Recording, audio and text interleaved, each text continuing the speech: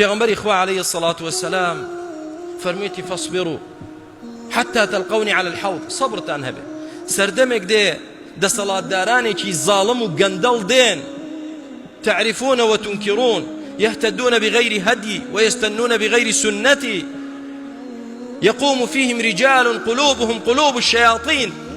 پێغەمبەری خوا پێی فەرمووین سەردەمێک دێ دەسەڵاتدارانێک دێ کەسانێکیان تێدایە دڵی شەیطانە بەڵام ظاهریش دەڵێ من مسلمانم. چی بکەین؟ پێغەمبەری خوا فەرمووی کە ئەوە دێت چی بکەین؟ قال فاصبروا سەبرتان بێت. بۆ چونکە لەلایەن خواوە وەحی بۆ هاتووە دەزانێت بەهاندان و پەمبدانی خەڵک کێشەکە چارەسەر ناکرێت. تاوانی ئێمەش چییە؟ نامانەوێ میلەت بخەڵەتێنرێ، نامانەوێ میلەت تووشی نەهامەتی و دەردەسەری بێت.